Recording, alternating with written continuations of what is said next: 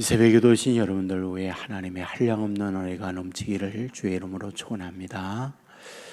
오늘 이사야 선지서를 말하고 있지만은 그 내용 구성에 보면 잠언과도 비슷하다 이런 생각을 갖게 됩니다. 특별히 의인과 악인에 관한 부분을 대비해서 말씀을 하고 있구나 하는 걸 발견하게 됩니다. 7절에 보면 의인의 길은 정직함이여, 또 10절에 보면 악인은 은총을 입을지라도 의인과 악인을 대비하고 있구나 하는 걸 발견합니다.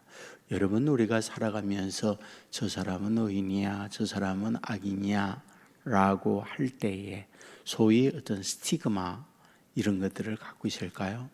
스티그마 그러면 우리가 갈라디아서에 예수의 흔적을 가졌노라 라고 할 때 그 흔적이라고 하는 단어를 스티그마라고 하는 단어로 사용되어 있습니다. 그런데 우리가 일반적으로 서부 영화 같은 데 보면은 큰 목장을 운영하는 사람들이 내소 구별을 할 때에 서로 섞여 있는 경우가 많이 있다 보니까 그것을 구별할 때에 어떻게 구별하느냐, 똑같이 생긴 소를 이건 내 거야, 이건 내 거야 라고 구별할 때 그 구별하는 그것을 소위 스티그마로 구별한다 이런 얘기입니다. 스티그마는 불도장이라고 할 수 있어요. 우리가 커다란 도장을 소의 엉덩이에다가 찢음으로써 이거는 내 소, 도장에 표시를 하는 것처럼 이걸 스티그마라고 말을 합니다. 그러니까 예수의 흔적을 가졌다 그러면 내 안에 예수의 스티그마가 있다 이런 말과도 같습니다. 그러면 본문에서 의인과 악인을 구분하게 될 때 너는 이마에 의인이다, 너는 이마에 악인이다 이런 흔적 스티그마 낙인을 찍고 있느냐, 그거는 아니다 이 말이죠. 그러면 어떻게 그걸 구별할 수 있느냐, 본문의 3절에 보면 주께서 심지가 견고한 자를 평강하고 평강하도록 지키시리니 이는 그가 주를 신뢰함이니이다. 심지가 견고한 자가 의인의 모습이다 라고 말씀을 하고 있습니다. 우선 여기 심지가 깊다라고 할 때 심지 어떤 걸 말할까요? 우선 일반적으로 심지 그러면 옛날 등잔을 키울 때에 등잔 심지라는 게 있었죠. 그러니까 바닥에서 기름을 끌어올려서 불을 피우는 그 다리, 그것을 심지, 그걸 헝겊으로 만들었죠. 그래서 기름을 끌어올려서 불을 밝혔던 심지를 얘기하죠. 근데 여기서 그런 의미도 있지만 뿔이라고 하는 의미가 더 깊다 이렇게 보면 됩니다. 여러분, 그 양평에 가면은 용문산이 있는데 그 용문산에 용문사라고 하는 절이 있다고 합니다. 가보지 못했지만은 1100년이 되는 은행나무가 있다. 그 은행나무가 많이 해자돼서 소개된 걸 볼 수 있어요. 그러니까 이렇게 둘레만 15m, 높이가 한 50여 m 이렇게 된다고 합니다. 그러니까 굉장히 많은 오랜 세월 동안에 그곳에 그 나무가 지금도 죽지 않고 버티고 있는 거죠. 그런데 사람들이 와서 이 오래된 나무가 이와 같이 버티게 된 살아있는 이유가 뭘까? 가장 결정적인 걸 뿌리라고 그래요. 그러니까 뿌리가 아주 깊은 거죠. 그러니까 다시 말하면 가뭄도 있고 불나는 일도 있고 여러 가지 천재지변과 환경의 변화가 상당히 컸지만은 그래도 지금까지 버티고 지금까지 청청할 수 있었던 가장 결정적인 것은 뿌리였다라고 이야기를 합니다. 여러분 어떤가요? 복 있는 사람은 시냇가에 심은 나무가 씨를 쫓아 과실을 맺은 것 같이라고 되어 있지 않습니까? 그 시절을 쫓아 과실을 맺는 시냇가에 심은 나무란 뭡니까?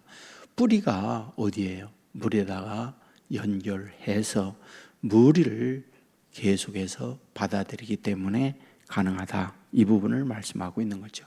곧 본문에서 의인의 모습이란 무엇이냐? 여기서 말하죠. 그 심지를 견고하게 하는데 어디에다가 그 심지를 대고 있느냐? 주를 신뢰해야 한다. 주께 뿌리를 대고 있는 그가 인생의 심지가 깊은 사람인데 그에게 어떻게 하다? 평강에 평강으로 인도해 주시나 말씀해요. 다음으로 의인은 어떤 사람일까? 9절에 보면 밤에 내 영혼이 주를 사모하여 싸운즉 내 중심이 주를 간절히 구하오리니 이는 주께서 땅에서 심판하시는 때에 세계의 거민이 의를 배움이니이다 라고 되어 있습니다.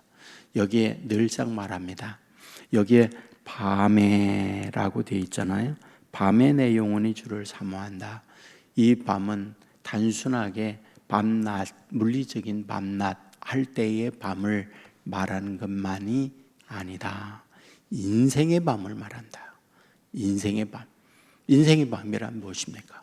절망이요, 낙심이요, 고난이요, 질병이요, 실패요, 갖가지 어려움을 만나는 걸 인생의 밤이라고 하는데 그 인생의 밤에 어떻게 하느냐? 하나님께 심지가 깊은 것처럼 내 중심에 주를 구하는 사람, 그가 누구다?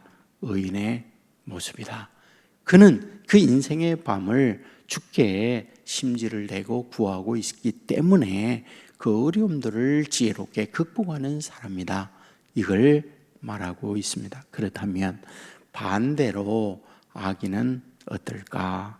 악인은 은총을 입을지라도 의를 배우지 아니하며 정직한 자의 땅에서 불의를 행하고 여호와의 위엄을 돌아보지 아니하는도다. 10절에서 그와 같이 말씀을 합니다. 한마디로 말하면 뭘까요? 돌아보지 않는다, 배우지 않는다, 뭔가 느낌을 가져야 할 그때 느끼지 못하는 거예요. 감각이 없는 거예요. 깨닫지 못하는 거예요. 성찰이 없는 거예요. 자기 모습을 보지 못하는 거죠. 여러분, 거울의 기능이 뭘까요? 자기를 보는 거예요.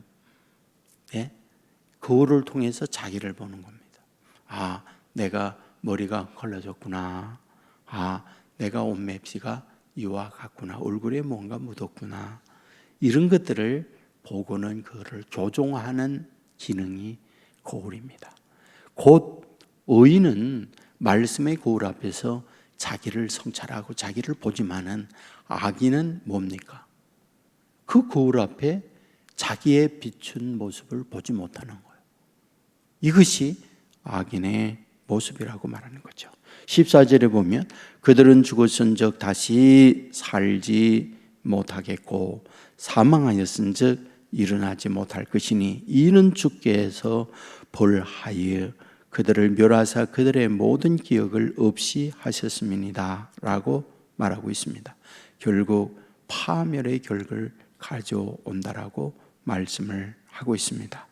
여러분, 하지만 의인은 16절에 여호와여 그들이 환난 중에 주를 앙모하여 싸우며 주의 징벌이 그들에게 임할 때에 그들이 간절히 주께 기도하였나이다 라고 되어 있습니다. 자, 여기서 제가 드리고자 하는 마무리가 있습니다. 의인과 악인은 타고나는 걸까요? 후천적일까요? 어떨까요? 너 의인이야? 너 악인이야? 타고납니까? 후천적인가요? 예, 선천적인 것은 아니에요. 우리가 신약에 오면 로마서에서 악인과 의인에 대한 부분을 바울이 많이 말하고 있습니다. 율법의 행위로 의롭다함을 입을 수 있는 사람은 아무도 없다. 의는 없나니 하나도 없다.